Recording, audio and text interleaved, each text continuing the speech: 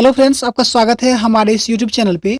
आज की इस वीडियो में हम एडुटेरिया बिहार एसआई का जो नया सेट लॉन्च किया है प्रवीण सर के द्वारा, हम उसके सेट नंबर 1 देखने वाले हैं। तो चलिए शुरू करते हैं। टोटल 100 क्वेश्चन होने वाले हैं और पूरे डिस्कशन के साथ हम देखने वाले हैं। तो चलिए बढ़ते हैं वीडियो में। ये समान अध्ययन प्रश्न पत्र सेट 1 है। सेट 1 से हम पहला क्वेश्चन देखना शुरू करते हैं कि मेकंग डेल्टा कहाँ स्थित है। तो मेकंग डेल्टा आपके सामने 4 विकल्प दिए गए हैं। हम आपके टाइम को सेव करने के लिए हम डायरेक्ट पॉइंट टू पॉइंट बात करेंगे। मेकंग डेल्टा कहाँ है? वियतनाम में है। निम्नलिखित मौसमी घटनाओं में से कौन सी वायु दाब मापी में अचानक गिरावट को दर्शाता है? वायु दाब मापी कहने का तात्पर्य हुआ कि बैरोमीटर। बैरोमीटर में पारा का प्रयोग किया जाता है। पारा का अगर जैसे जैसे तापमान अगर एकाएक अगर गिर जाता है अगर पारा, तो इसका मतलब ये हुआ कि तूफानी मौसम होगा। अगर पारा अगर धीरे धीरे नीचे गिरता है तो इसका मतलब ये होगा कि बरसात होने की संभावना है। लेकिन पारा अगर धीरे धीरे ऊपर चढ़ना शुरू करे, इसका मतलब ये होगा कि मौसम साफ रहने की संभावना होगी। आपको बता दें कि बैरोमीटर में पारा का प्रयोग किया जाता है। पारा जो है ऊष्मा का सबसे अधिक चालक है, जिसके कारण कम ऊष्मा पाकर भी यह अपना प्रसार कर लेता है। क्वेश्चन नंबर 3 देखेंगे कि निम्नलिखित में कौन सी हरित क्रांति के प्रमुख घटक हैं। प्रश्न ये कह रहा है कि हरित क्रांति किसके कारण ज्यादा फलित हुआ।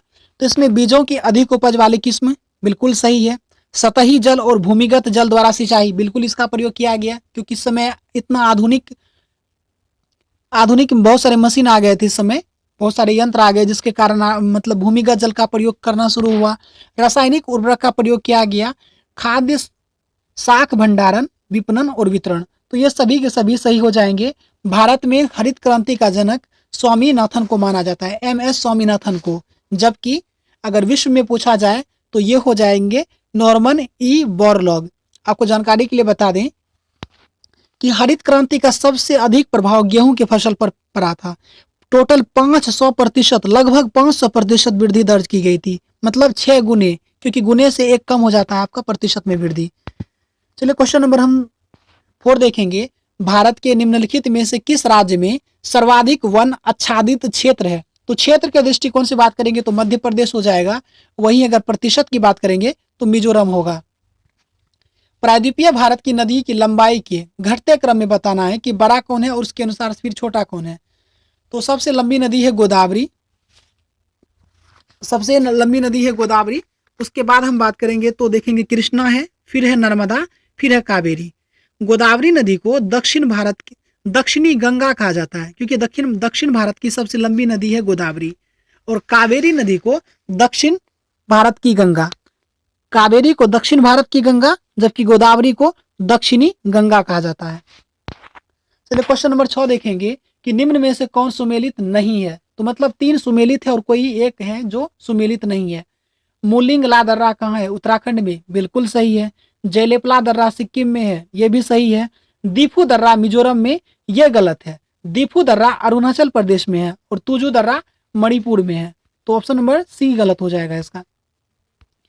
निम्नलिखित में से कौन सी नस्ल गाय की नहीं है? तो 4 विकल्प दिए गए हैं। तो अगर हम डायरेक्ट पॉइंट पे बात करें तो सुरती जो है ये गाय की नस्ल नहीं है, बल्कि भैंस है। भैंस की नस्ल है। सुरती है, भदवाड़ी है, उसके बाद जाफराबादी है, महसाना है, ये सभी भैंस की नस्ल है। तो ऑप्शन नंबर डी सही होगा। कामेंग जल विद्युत परियोजना किस राज्य में अवस्थित है? तो कामेंग जल विद्युत परियोजना अरुणाचल प्रदेश में अवस्थित है। सबसे पहला सफल आधुनिक सूती वस्त्र कारखाना कहाँ स्थापित किया गया था? इस पॉइंट को ध्यान से पढ़ने की बात है कि पूछ रहा है कि सफल आधुनिक सूती वस्त्र कारखाना कहाँ स्थापित किया गया था। तो ये मुंबई में स्थापित किया गया था।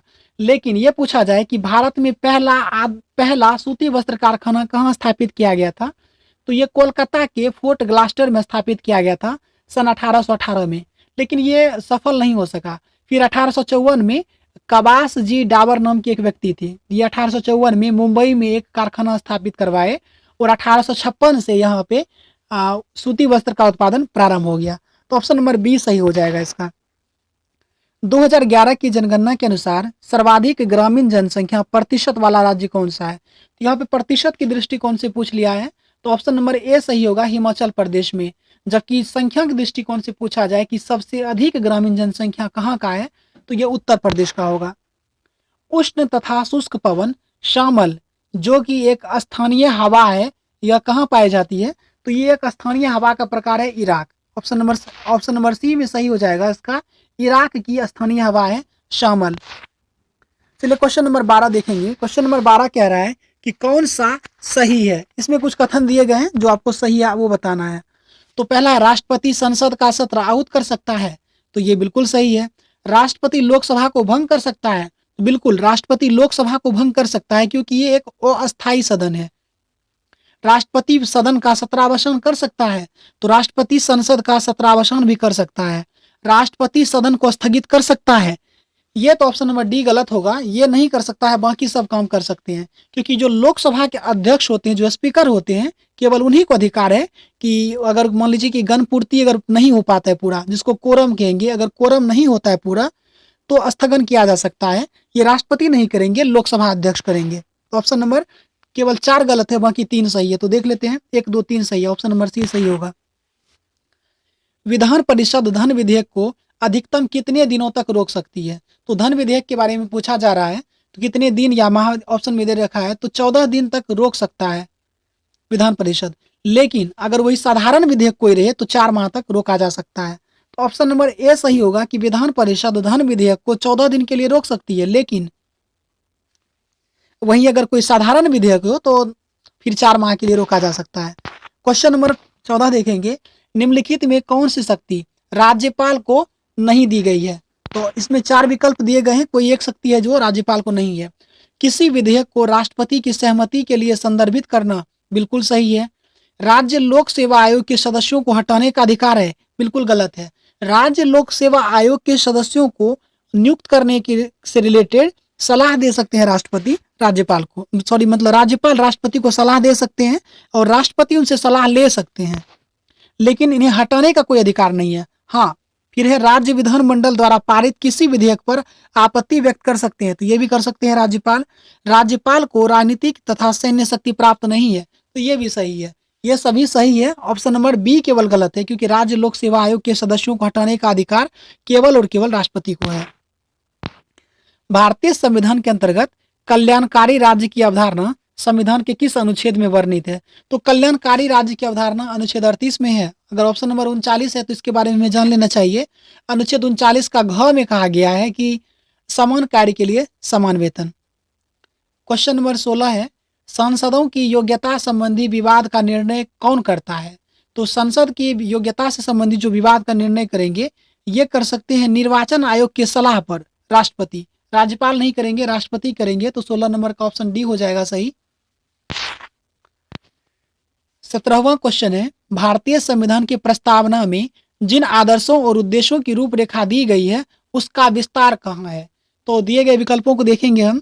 मूल अधिकार में है, बिल्कुल इसका मूल अधिकार है, नीति निर्देशक तत्व है और मौलिक कर्तव्य है। इन सभी में प्रस्तावना में जो कुछ भी बातें कही गई है वो सभी हमें यहाँ पे देखने को मिलता है, मूल अधिकार, नीति निर्देशक तत्व और मौलिक कर्तव्य में। राज्यसभा का विशिष्ट क्षेत्राधिकार होता है किस संदर्भ में। तो देखेंगे तो ऑप्शन नंबर डी सही है, बाकी सब में सबको है, लेकिन राज्यसभा का जो विशिष्ट अधिकार है जो लोकसभा को नहीं है वो है राज्य सूची के किसी विषय पर संसद को कानून बनाने के लिए प्राधिकृत करना। ये कहना यह चाहता है कि राज्यसभा को यह अधिकार है कि अगर राज्यसभा को लगे कि राज्य सूची में कोई वर्णित विषय राष्ट्रीय महत्व का है तो राज्यसभा अपने उपस्थित और मतदान करने वाले सदस्यों के 2/3 बहुमत से एक प्रस्ताव पारित करता है और इस प्रस्ताव को पारित करके संसद यानी कि लोकसभा को यह अधिकार दे देता है कि आप एक ऐसा कानून बनाइए जो पूरे देश के लिए हो, और इस तरह का जो कानून बनता है वो 1 साल तक वैलिड रहता है। इसका मतलब ये नहीं हुआ कि 1 साल के बाद रद्द हो जाता है, अगर उसमें जरूरत पड़े तो उसमें अपडेट किया जा सकता है, अपडेट करके उसे एक्सटेंड भी किया जा सकता है। तो ऑप्शन नंबर डी सही हो जाएगा। 19वां क्वेश्चन है, भारत सरकार अधिनियम 1919 के बारे में कौन सा एक कथन सही नहीं है। तो इसमें देखेंगे सभी विकल्प को। इसने सांप्रदायिक प्रतिनिधित्व की प्रथा को आगे बढ़ाया, कह रहा है आगे बढ़ाया, तो ये सही है क्योंकि सांप्रदायिक प्रतिनिधित्व की व्यवस्था की गई थी 1919 के अधिनियम के तहत आया, लेकिन 1909 के अधिनियम के तहत आया, लेकिन 1919 के बाद इसे बढ़ा दिया गया आगे, मतलब इसके इन्होंने सपोर्ट किया। फिर है इसे मोंटेग्यू चेम्सफोर्ड सुधार के रूप में जाना गया, ये भी सही है। इस अधिनियम के तहत भारत में लोक सेवा आयोग गठन का प्रावधान किया गया, ये भी सही है, तो इसका मतलब ऑप्शन नंबर डी गलत है। इसके तहत अप्रत्यक्ष चुनाव प्रणाली की शुरुआत हुई, तो ये बिल्कुल गलत है, क्योंकि अप्रत्यक्ष चुनाव प्रणाली की जो शुरुआत हुई ये 1892 के भारत परिषद अधिनियम के तहत किया गया, और 1892 के भारत परिषद अधिनियम के तहत ही इस बात का व्यवस्था किया गया कि जो विधान परिषद था उन्हें यह अधिकार दे दिया गया कि बजट से रिलेटेड वाद विवाद कर सके। क्वेश्चन नंबर 20 है, संविधान में संशोधन के लिए कितनी विधि या कितनी प्रणाली है? तो 3 तरह से संविधान में संशोधन किया जा सकता है। ऑप्शन नंबर सी हो जाएगा। भारत के राष्ट्रपति का कार्यकाल के अनुसार बताना है कि कौन से किस क्रम के राष्ट्रपति हैं, तो बीबी गिरी पहले हो जाएंगे, फिर ऑप्शन विशेष के अनुसार बता रहे हैं हम कि बीबी गिरी पहले होंगे, फिर नीलम संजीव रेड्डी, फिर ज्ञानी जैल सिंह और फिर आर वेंकट रमन। तो ऑप्शन नंबर बी सही होगा। उच्चतम न्यायालय का न्यायाधीश बनने के लिए न्यूनतम आयु सीमा क्या होना चाहिए? तो इसका कोई निश्चित आयु सीमा नहीं है। तो जितने भी आप इस तरह से समझ सकते हैं कि जैसे कि चुनाव, जैसे कि नेता लोग के लिए न्यूनतम आयु सीमा है, लेकिन यहाँ पे ऐसा कुछ नहीं है कोई भी, मतलब लेकिन एक कंडीशन है कि उनकी आयु 65 वर्ष से अधिक नहीं होनी चाहिए, उससे कम होना चाहिए। तो उच्चतम न्यायालय का न्यायाधीश बनने के लिए न्यूनतम पूछ रहा है, तो न्यूनतम का कोई सीमा ही नहीं है। तो ऑप्शन नंबर डी सही होगा। निम्नलिखित में से विटामिन है, तो ऑप्शन 4 विकल्प दिए गए हैं, कैरोटीन, राइबोफ्लोविन, इंसुलिन, एड्रिनेलिन। तो इसमें विटामिन जो है तो राइबोफ्लोविन है। राइबोफ्लोविन जो है ये विटामिन B2 का ही रासायनिक नाम है।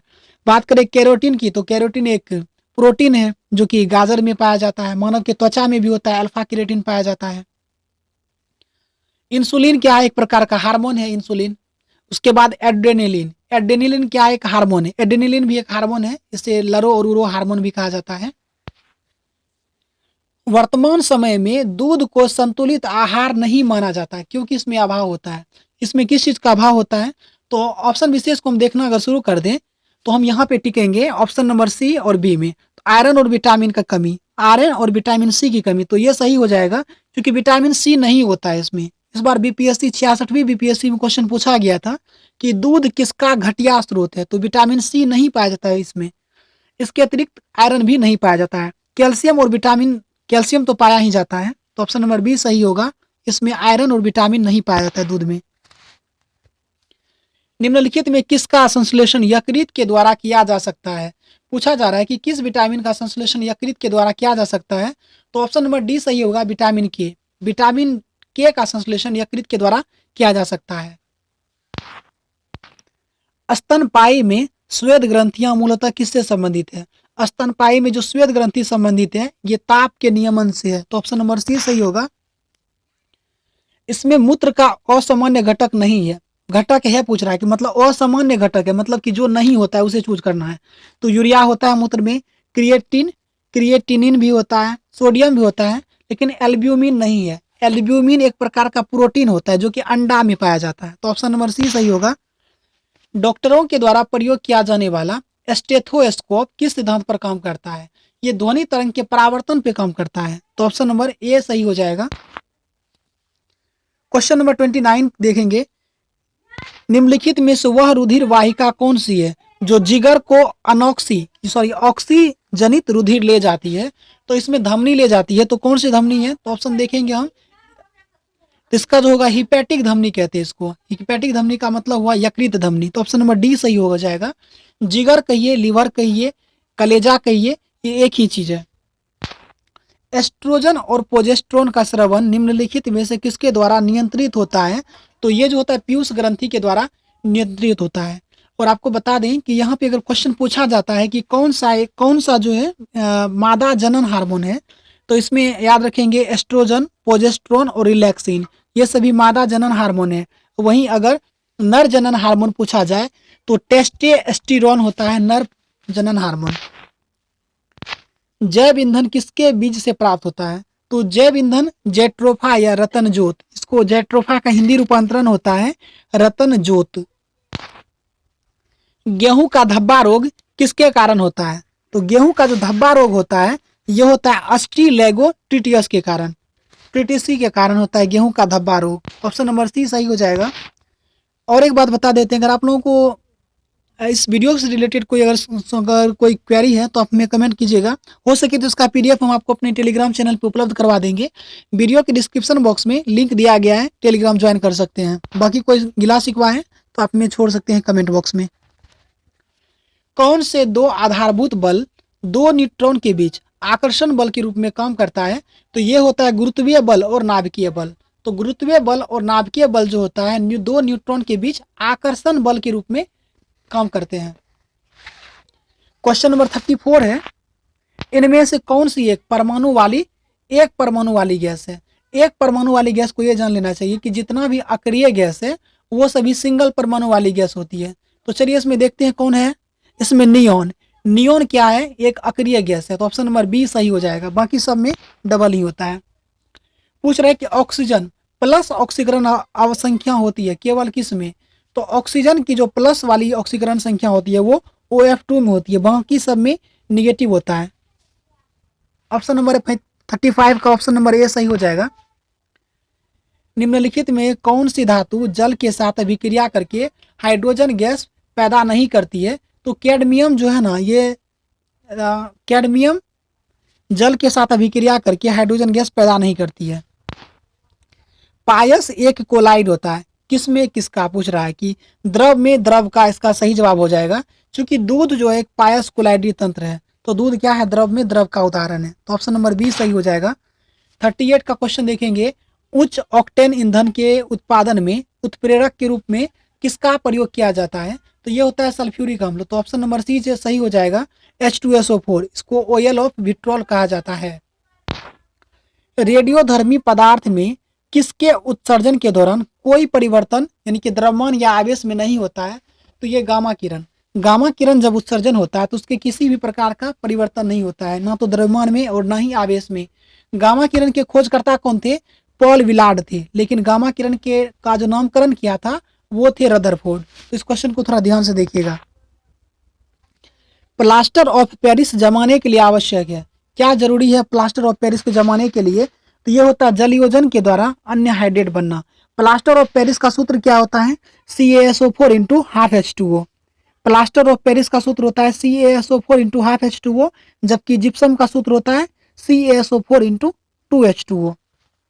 प्लास्टर ऑफ पेरिस में केवल दूसरे आधा हिस्सा में हमको आधा रख लेना है, जबकि जिप्सम में उधर 2H2O कर देना है। पृथ्वी निम्नलिखित में से क्या है? पृथ्वी के बारे में पूछ रहा है कि क्या है? उष्मा की अच्छी परावर्तक नहीं है, परावर्तक अच्छी। उष्मा की गैर अवशोषक ये भी नहीं है, अवशोषण तो करता है। तो उष्मा की अच्छी अवशोषक नहीं है, बल्कि ये उष्मा की खराब अवशोषक है और खराब विकिरक है। ऑप्शन नंबर 41 का डी सही हो जाएगा। क्वेश्चन नंबर 42 है, आवर्धक लेंस क्या होता है? आवर्धक लेंस क्या होता है कि अल्प फोकस दूरी सहित उत्तल लेंस होता है। उत्तल लेंस आवर्धक लेंस की तरह काम करता है। तो ऑप्शन नंबर डी सही जवाब होगा। क्वार्ट्ज किसके बने होते हैं? तो क्वार्ट्ज जो बने होते हैं वो कैल्शियम सिलिकेट के बने होते हैं। तो 43 का question number option number C सही जवाब हो जाएगा। बॉल पेन किस सिद्धांत पर काम करता है? तो बॉल पेन जो काम करता है ये गुरुत्व बल के सिद्धांत पे काम करता है। त्वरित निम्नलिखित में से किसके द्वारा उत्पन्न होती है? तो त्वरित जो उत्पन्न होती है ये विद्युत विसर्जन के दौरान उत्पन्न होती है। तो ऑप्शन नंबर डी सही हो जाएगा। आपको बता दें कि त्वरित चालक बनाए जाते हैं तांबा से, और त्वरित चालक के खोजकर्ता कौन थे? Benjamin Franklin. क्वेश्चन नंबर 46 देखेंगे कि लेजर का आविष्कार किसने किया था? तो बहुत इंपॉर्टेंट क्वेश्चन है फिजिक्स का। लेजर का आविष्कार किसने किया था? TH मैमन ने। लेजर का फुल फॉर्म क्या होता है कि light amplification by stimulated emission of radiation. और लेजर का प्रयोग किया जाता है आंख की चिकित्सा में भी लेजर किरण का प्रयोग किया जाता है। तापमान घटने के साथ किसी धातु के प्रतिरोध पर क्या प्रभाव पड़ता है? तो तापमान जैसे घटता है तो प्रतिरोध का मतलब होता है रुकावट, बाधा या ऑब्स्टेकल। तो तापमान के घटने के साथ विद्युत प्रतिरोध घटने लगता है, और जैसे तापमान बढ़ेगा तो विद्युत प्रतिरोध भी बढ़ेगा। प्रतिरोध का मतलब होता है रुकावट उत्पन्न करना। भारत में सहकारी बैंकों का गठन कितने स्तर पर किया गया है? तो सहकारी बैंक है तो ये 3 स्तर पे किया गया है, जैसे इसमें 3 स्तर पे किया गया है। क्वेश्चन नंबर हम 49 देखेंगे, निम्नलिखित में से मुद्रा के किस रूप को व्यापक मुद्रा कहा गया है? व्यापक मुद्रा जो कहा गया है M3 को। व्यापक मुद्रा वो होता है जैसे कि भारतीय बैंक में जो आपका सावधि जमा है, इसको हम व्यापक मुद्रा कहते हैं। तो ऑप्शन नंबर सी सही हो जाएगा, M3। स्पीड पोस्ट सेवा की शुरुआत किस पंचवर्षीय योजना के दौरान की गई थी? तो स्पीड पोस्ट अगर आपको याद होगा कि किस वर्ष शुरू की गई, तो आप ध्यान से देख सकते हैं। तो ये 1986 में स्थापित हुआ था स्पीड पोस्ट की स्थापना। तो स्पीड पोस्ट सेवा जो शुरू हुआ 1986 में हुआ, तो इस समय जो थी 7वीं पंचवर्षीय योजना अपने अपने क्रिया को पूरा कर रही थी। तो 7वीं हो जाएगा, सही हो जाएगा, 1986 में स्थापित हुआ था। केंद्र सरकार ने के ट्रेजरी बिल तथा प्रतिभूति का क्रय विक्रय कौन करता है? तो ये RBI करता है। आय तथा जनसंख्या संचयी के बीच संबंध कौन दर्शाता है? ये लॉरेंज वक्र दर्शाता है। आय तथा जनसंख्या संचयी के बीच संबंध दर्शाता है लॉरेंज वक्र। IUCN का मुख्यालय कहाँ है? स्विट्जरलैंड में। स्विट्जरलैंड में है। IUCN एक आप ये कह सकते हैं कि जैसे रेड डाटा बुक जो जारी करती है, ये IUCN ही जारी करती है। और रेड डाटा बुक में वैसे प्राणियों को रखा जाता है जो विलुप्त होने के कगार पर है, जो विलुप्त हुआ नहीं है या जो हो गया है उसे भी नहीं, बल्कि जो विलुप्त होने के कगार पर है, जिसकी स्थिति बहुत संकटमय है, उसे रखा जाता है रेड डाटा बुक में। रामसर संधि पर भारत ने किस वर्ष हस्ताक्षर किया? तो ये जो क्या था 1982 में किया था। 1971 में रामसर संधि, मतलब ये रामसर है ईरान में, और ये आर्द्र भूमि से संबंधित है, आर्द्र भूमि के संरक्षण से संबंधित है। और ये 1971 में रामसर स्थापित हुआ था, लेकिन ये भारत ने इस पे 1982 में हस्ताक्षर किया था, मतलब कि 11 वर्ष के बाद। जल संसाधन दिवस कब मनाया जाता है? तो यहाँ देखिए पूछा जा रहा है कि जल संसाधन दिवस कब मनाया जाता है, तो 22 मार्च बिल्कुल गलत जवाब होगा। इसका सही जवाब होगा 10 अप्रैल। जल संसाधन दिवस जो मनाया जाता है ये 10 अप्रैल को मनाया जाता है, जबकि जल दिवस पूछा जाए तब 22 मार्च को होगा। तो ऑप्शन नंबर इसका बी सही होगा। भारतीय वनस्पतिक सर्वेक्षण संस्थान कहाँ है? तो ये कोलकाता में होगा, ना कि देहरादून में। भारतीय वन सर्वेक्षण संस्थान पूछा जाए तब देहरादून। भारतीय वनस्पतिक सर्वेक्षण संस्थान पूछा गया है, इसीलिए इसका जवाब होगा कोलकाता। चलिए यहाँ पे कुछ कुछ प्रश्न, ये जो है परमाणु की ऊर्जा केंद्र से संबंधित है क्वेश्चन, और जगह बताना है। तारापुर कहाँ है? तो तारापुर महाराष्ट्र में है। कैगा कहाँ है? कर्नाटक में है। कुडनकुलम कहाँ है? तमिलनाडु में है। नरोरा है उत्तर प्रदेश में। चलिए आगे देखते हैं। सॉन्ग ऑफ इंडिया पुस्तक के लेखक कौन है? सॉन्ग ऑफ इंडिया पुस्तक के लेखक है सरोजनी नायडू। सरोजनी नायडू को क्या कहा जाता है? इसे कहा जाता है Nightingale of India. Nightingale of India किसे कहा जाता है? सरोजनी नायडू को। और सरोजनी नायडू भारतीय राष्ट्रीय कांग्रेस की पहली महिला अध्यक्ष, मतलब भारतीय के संदर्भ में पूछा जाए तो सरोजनी नायडू। और वहीं अगर भारतीय राष्ट्रीय कांग्रेस की पहली महिला अध्यक्ष पूछे तो एनी बेसेंट होगा। भारत छोड़ो आंदोलन का प्रारूप किसने तैयार किया था? तो ये मौलाना अबुल कलाम आजाद ने प्रारूप तैयार किया था। लेकिन भारत छोड़ो आंदोलन का नारा किसने दिया था? महात्मा गांधी ने। जिले इलाही की उपाधि किस शासक ने धारण की थी? तो जिले इलाही की उपाधि धारण की थी बलबन ने। बलबन का अगर कार्यकाल देखा जाए तो 1266 से लेकर के 1287 तक इसका कार्यकाल रहा, और इन्होंने सिजदा पैबोस प्रथा को चलाई। इसके अतिरिक्त इन्होंने नवरोज त्योहार को भी चलाया। सिजदा और पैबोस का, सिजदा का मतलब होता है किसी के सम्मान में सर झुकाना। तो बलबन ने अपने दरबार में जो उसके दरबारी थे उससे सिजदा और पैबोस प्रथा को इन्होंने लागू किया था। जैन धर्म के तीसरे तीर्थंकर कौन थे? तो जैन धर्म के पहले तीर्थंकर से हम याद करेंगे। पहले तीर्थंकर थे ऋषभदेव, दूसरे तीर्थंकर थे अजीतनाथ, तीसरे थे संभवनाथ, चौथे थे अभिनंदन, और पांचवे थे सुमतिनाथ। तो यहाँ पे पूछा जा रहा है कि जैन धर्म के तीसरे तीर्थंकर कौन थे? तो इसका हो जाएगा सही जवाब संभवनाथ। आप कमेंट करके बताएंगे कि जैन धर्म में कुल कितने तीर्थंकर हुए थे। ये प्रश्न आप लोगों के लिए है कि जैन धर्म में कुल कितने तीर्थंकर हुए थे और अंतिम तीर्थंकर कौन थे, उनका नाम कमेंट करके बताएंगे, तब हमें पता चलेगा कि आप वीडियो के साथ कितना जुड़े हुए हैं। इल्बर्ट बिल विवाद के कारण किस गवर्नर जनरल को त्यागपत्र देना पड़ा? तो इल्बर्ट बिल विवाद के कारण लॉर्ड रिपन को त्यागपत्र देना पड़ा था। और ये इल्बर्ट बिल जो था ये 1883-84 में ये उभरा था। दरअसल ये क्या था, ये जान लेना थोड़ा जरूरी है। हम आपको लोकल भाषा में समझाएंगे कि इल्बर्ट बिल क्या था कि जैसे यूरोपीय व्यक्ति कोई भी था तो उसके विरुद्ध अगर फैसला सुनवाना होता था तो वो यूरोप के जो मतलब कि जो ब्रिटिश न्यायाधीश थे वही उसके बारे में फैसला सुनाते। लेकिन जो भारतीय न्यायाधीश थे वो उसके संदर्भ में किसी तरह का फैसला नहीं सुना सकते थे। तो इसी मुकदमा को इल्बर्ट बिल के तहत लाया गया। इसके तहत ये व्यवस्था कर दिया गया कि जो भारतीय न्यायाधीश हैं वो किसी भी यूरोपीय व्यक्ति के संदर्भ में फैसला नहीं सुनाएंगे। तो इल्बर्ट बिल के तहत इस बात को रद्द कर रहा था। तो जिसके कारण फिर क्या हुआ कि ये सब जो ब्रिटिश शब्द जो सब थे उन्होंने इसका विरोध किया, जिसे कि इतिहास में व्हाइट रिवॉल्ट कहा गया, श्वेत विद्रोह कहा गया है। इल्बर्ट बिल से ही रिलेटेड थे। किसने कहा था कि कांग्रेस के लोग पद के भूखे राजनीतिज्ञ हैं? इसमें कुछ कथन छूट गया है तो याद रखिएगा कि कहा था कि कांग्रेस के लोग पद के भूखे राजनीतिज्ञ हैं। ये किसने कहा था? बंकिम चंद्र चटर्जी ने कहा था। जबकि अरविंद घोष ने कहा था कि कांग्रेस क्षय रोग से मरने ही वाली है, इस तरह कहा था अरविंद घोष ने। चलिए क्वेश्चन नंबर 64 देखेंगे कि पालखेरा का युद्ध किसके बीच हुआ था? पालखेरा का युद्ध जो हुआ था ये बाजीराव प्रथम और निजामुल मुल्क के बीच हुआ था। ये कब हुआ था? 1728 में हुआ था पालखेरा का युद्ध। क्वेश्चन नंबर 65 देखेंगे, किस मुगल शासक को शाही दरवेश कहा जाता था? मतलब कि उन्हें शाही दरवेश कहा गया, यानी फकीर बादशाह भी कहा गया इन्हें, तो ये औरंगजेब थे।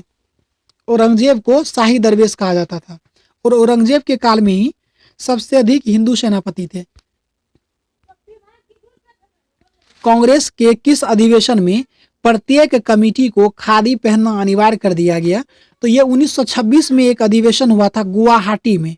इसमें थे एस आयंगर इसके अध्यक्ष थे। ये 41वां अधिवेशन था कांग्रेस का। इसमें क्या हुआ, जो कांग्रेस के सदस्य थे उन्हें खादी वस्त्र पहनना अनिवार्य कर दिया गया। ये गुवाहाटी अधिवेशन था, 1926 में हुआ था। निम्नलिखित में से किस स्थान पर भारत छोड़ो आंदोलन के दौरान समांतर सरकार का गठन नहीं किया गया था? नहीं पूछ रहा है तो हम ऑप्शन नंबर सबको देखेंगे। ये बलिया में किया गया था, सतारा में भी किया गया था और तमलुक में भी किया गया, लेकिन महदहा में नहीं किया गया था। ऑप्शन नंबर डी सही हो जाएगा। असहयोग आंदोलन के दौरान महात्मा गांधी को कब गिरफ्तार कर लिया गया? याद रखेंगे कि 1920 में असहयोग आंदोलन प्रारंभ हुआ था और ये 10 मार्च 1922 को महात्मा गांधी जी को गिरफ्तार कर लिया गया था। क्यों गिरफ्तार किया गया था? क्योंकि 5 फरवरी 1922 को उत्तर प्रदेश में गोरखपुर जिला के अंतर्गत चौरी चौरा हत्याकांड हुआ, जिसके कारण क्या हुआ कि गांधी जी इस बात से बहुत दुखी हुए और गांधी जी फिर असहयोग आंदोलन को स्थगित कर दिए। तो 10 मार्च 1922 को गांधी जी को गिरफ्तार कर लिया गया और 6 वर्ष की कड़ी सजा हुई इन्हें। हालांकि उससे पहले उनको छोड़ दिया गया, स्वास्थ्य संबंधित कुछ इशू आ गया जिसके कारण उन्हें छोड़ दिया गया। और असहयोग आंदोलन को रोकने का एक कारण, सबसे प्रमुख कारण था चौरी चौरा हत्याकांड। चौरी चौरा हत्याकांड के कारण ही गांधी जी ने कहा था कि असहयोग आंदोलन मेरे लिए हिमालय जैसी भूल थी। क्वेश्चन नंबर 69 देखेंगे, किस स्थान से युगल सप्ताह का प्रमाण मिला है? तो मोहनजोदड़ो यहाँ से नहीं मिला है, तो ये मिला कहाँ से है? कालीबंगा से। कालीबंगा और लोथल से मिला है युगल सप्ताहान। अब यहाँ पे आपको बताना है कि कुछ सभ्यता है और कब उसका मतलब खोज किया गया। हड़प्पा सभ्यता के बारे में है, उसका स्थल है और कहाँ खोज किया गया और किस ईस्वी में किया गया। तो हड़प्पा का खोज कब हुआ था? 1921 में। फिर उसके बाद चनहुद्रो की बात करेंगे तो चनहुद्रो का स्थापना कब, मतलब खोज कब हुआ था? एनजी मजुमदार। रंगपुर खोज कब हुआ था? रंगपुर का खोज किया गया था 1953 में। तो ऑप्शन नंबर ए सही हो जाएगा, सी का ऑप्शन नंबर सी हो जाएगा सही, ए रंगपुर हो जाएगा 1953। लोथल खोज कब किया गया था? 1957 में। लोथल 1957 में, रंगपुर 1953 में, हड़प्पा 1921 में, चनहुद्रो 1931 में। अगर यहाँ पे अब मैथ का प्रश्न है तो इसे आप कर सकते हैं, इसे हम अभी सॉल्व नहीं करने वाले हैं। विश्व सांख्यिकी दिवस कब मनाया जाता है? तो विश्व सांख्यिकी दिवस पूछा गया है, तो ये कब मनाया जाता है? तो आप इसका जवाब आपको बताना है। तो ये जो हो जाएगा, इसका सही जवाब होगा 20 अक्टूबर को। विश्व सांख्यिकी दिवस 20 अक्टूबर को मनाया जाता है। जबकि भारत के संदर्भ में पूछा जाए कि राष्ट्रीय सांख्यिकी दिवस कब मनाया जाता है, तब 29 जून को पीसी महालनोबिस के जन्म दिवस के अवसर पर। वैश्विक ऊर्जा संक्रमण सूचकांक 2020 में भारत का कौन सा स्थान रहा? तो ये 74वां स्थान रहा। और इसमें पहले स्थान पर कौन सा देश रहा? तो स्वीडन पहले स्थान पर रहा और वर्ल्ड इकोनॉमिक फोरम के द्वारा यह रिपोर्ट जारी की गई। भारतीय नाट्य विद्यालय के नए अध्यक्ष कौन बने हैं? परेश रावल। ये 66वीं बीपीएससी में पूछा गया प्रश्न है कि भारतीय नाट्य विद्यालय के अध्यक्ष कौन बने हैं? तो ये परेश रावल है। जबकि वहीं अगर ये पूछा जाए कि film and television institute of India के अध्यक्ष कौन बने हैं, तो ये हैं शेखर कपूर। हाल ही में माली के नए पीएम कौन नियुक्त हुए हैं? तो माली के जो नए पीएम बने हैं ये मोख्तर ओएने हैं और माली की राजधानी कहाँ है? बमाको।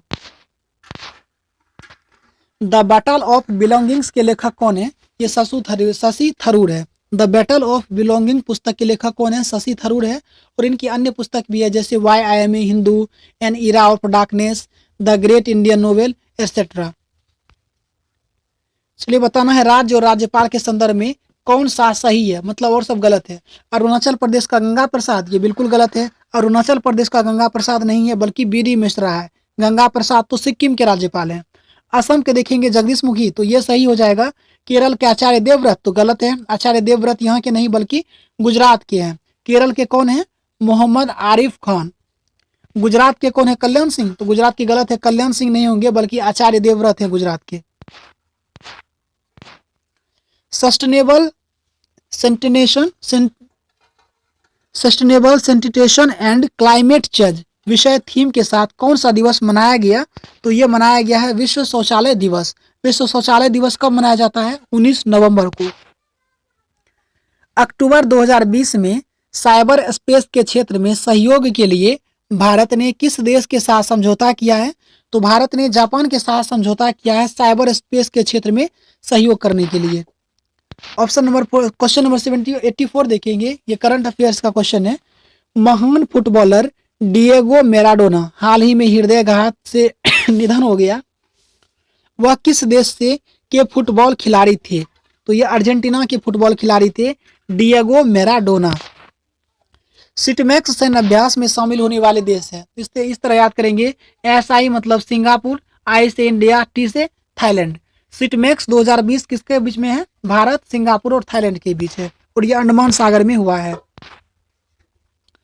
मुख्यमंत्री किसान सहाय योजना में किस राज्य का प्रमुख योजना है? ये मुख्यमंत्री किसान सहाय जो है किस राज्य का प्रमुख योजना है? तो ये गुजरात का है। किस राज्य के मुख्यमंत्री ने रोजगार संगी मोबाइल ऐप लॉन्च किया है? तो ये छत्तीसगढ़ लॉन्च किया है। कोविड-19 से निपटने के लिए ऑपरेशन नमस्ते की शुरुआत किसने की है? ये भारतीय थल सेना ने की है। ऑप्शन नंबर ए सही हो जाएगा। रोजर पेनरोज को किस क्षेत्र में नोबेल पुरस्कार दिया गया है? तो ये भौतिकी में मिला है रॉबर्ट पेनरोज को।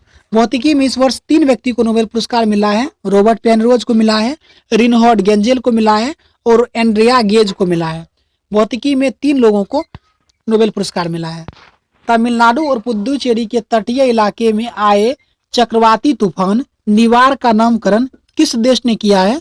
तो ये निवार का नामकरण जो किया है ईरान ने किया है। निवार का क्या मतलब होता है? निवार का अर्थ होता है कि रोकथाम करना। तो ये नाम किसने दिया है? ईरान ने दिया है। क्वेश्चन नंबर 90 देखेंगे कि भारत में GI टैग प्राप्त करने वाली वस्तुओं में कौन सा सुमेलित है? सुमेलित कौन है ये बताना है। तेजपुर लीची बिहार, ये गलत है। तेजपुर लीची असम होगा और शाही लीची पूछा जाए तब बिहार होगा, तो ये 1 नंबर का गलत हो जाएगा। ऑप्शन नंबर बी देखेंगे पलानी पंचामृतम केरल, ये भी गलत है क्योंकि पलानी पंचामृतम या पलानी तीर्थम पंच तीर्थम डे तो भी तमिलनाडु होगा ना कि केरल, तो ये भी गलत हो जाएगा। जीराफुल चावल छत्तीसगढ़, तो ये सही है। जीराफुल चावल छत्तीसगढ़। इरोड हल्दी महाराष्ट्र, महाराष्ट्र नहीं होगा, यहाँ पे तमिलनाडु होगा इरोड हल्दी। भारत का सर्वाधिक वनावरण प्रतिशत वाला राज्य हमने पहले ही देख लिया है, तो सबसे अधिक वनावरण प्रतिशत वाला राज्य कौन सा है? तो मिजोरम है। क्वेश्चन नंबर 93 है IPL 2020 का आयोजन कहाँ किया गया? तो ये संयुक्त अरब अमीरात में किया गया, UAE में। ऑप्शन नंबर सी सही हो जाएगा। और इसमें विजेता कौन है? मुंबई इंडियंस, जबकि उप विजेता है दिल्ली कैपिटल। 100% ऑर्गेनिक प्रदेश बनने वाला देश का पहला केंद्र शासित प्रदेश कौन बना है? तो ये केंद्र शासित प्रदेश के बारे में पूछा गया तो लक्षद्वीप होगा। अगर ओवरऑल पूछा जाता सबसे पहले कौन, तो सिक्किम। सिक्किम 2016 से ही ऑर्गेनिक प्रदेश बना है, मतलब ऑर्गेनिक कृषि की जाएगी सिक्किम में, सबसे पहले 2016 से प्रारंभ हुआ है। देश की पहली सी प्लेन सेवा कहां से शुरू हुआ है? तो ये गुजरात के केवड़िया जिला से शुरू हुआ है। तो ऑप्शन नंबर डी सही हो जाएगा। भारत की पहली स्वदेशी एंटी रेडिएशन मिसाइल का क्या नाम है? रुद्रम। 66वीं बीपीएससी में इसी तरह का प्रश्न आया था कि रुद्रम के बारे में प्रश्न आया था। भारत की पहली स्वदेशी एंटी रेडिएशन मिसाइल का नाम क्या है? ये रुद्रम है। फोर्ब्स के द्वारा जारी विश्व की 100 सबसे शक्तिशाली महिलाओं की सूची में पहले स्थान पर कौन सा है? पहले स्थान पर पूछा है विश्व के संदर्भ में, तो इसमें हो जाएगा एंजेला मर्केल, जो जर्मनी की चांसलर है। निर्मला सीतारमन की बात करेंगे तो ये इंडिया से है, इसका 41 रैंक मिला है, और इससे पहले इसका रैंक बहुत अच्छा था, 34 था पहले रैंक, इस बार और फिसल करके 41वां स्थान पे आ गया। अगर कमला हैरिस की बात करेंगे तो कमला हैरिस को 3rd रैंक मिला है, जो सबसे जल्दी वृद्धि, मतलब कि इनको सबसे ज्यादा मतलब वृद्धि इन्हीं के में मिला है। 5वां बिम्स्टेक सम्मेलन का आयोजन कहाँ किया गया? तो ये श्रीलंका में किया गया 5वां बिम्स्टेक सम्मेलन। और आपको बता दें कि बिम्स्टेक में टोटल 7 सदस्य होते हैं, और इसका सचिवालय कहाँ है? काठमांडू में है। और बिम्स्टेक की बात करें तो बिम्स्टेक का स्थापना कब हुआ? सॉरी, ये इसका काठमांडू नहीं, इसका ढाका में होगा इसका सचिवालय बिम्स्टेक का, और ये 1997 में स्थापित हुआ था बिम्स्टेक। बिहार विधानसभा चुनाव 2020 में जीते हुए महिला विधायक की कुल संख्या कितनी है? तो इसमें टोटल 26 महिलाएं जीत कर आई है। बिहार विधानसभा चुनाव 2020 में जीते हुए महिला विधायकों की कुल संख्या कितनी है? 26। और आज की इस वीडियो का सबसे लास्ट प्रश्न डिस्कशन करेंगे, उससे पहले एक प्रश्न आप लोग के लिए छोड़ के जा रहे हैं। बिहार की पहली महिला मुख्यमंत्री, पहली महिला उप मुख्यमंत्री आपको बताना है, मुख्यमंत्री नहीं, बिहार की पहली महिला उप मुख्यमंत्री कौन बनी है, उसका नाम आप कमेंट करके हमें बताइएगा। हाल ही में चर्चा में रही लुहरी जल विद्युत परियोजना किस नदी पर बनाई जा रही है? तो ये सतलज नदी पर बनाया जा रहा है। तो लुहरी जल विद्युत परियोजना का संबंध है सतलज नदी से। उम्मीद करते हैं आपको वीडियो पसंद आया होगा। अगर पसंद आया हो तो लाइक कीजिएगा, बाकी अगर कोई गिला शिकवा है तो कमेंट करके बताइएगा हमें इस तरह के वीडियो और लाने चाहिए अथवा नहीं। मिलते हैं आपको अगले वीडियो में, तब तक के लिए धन्यवाद।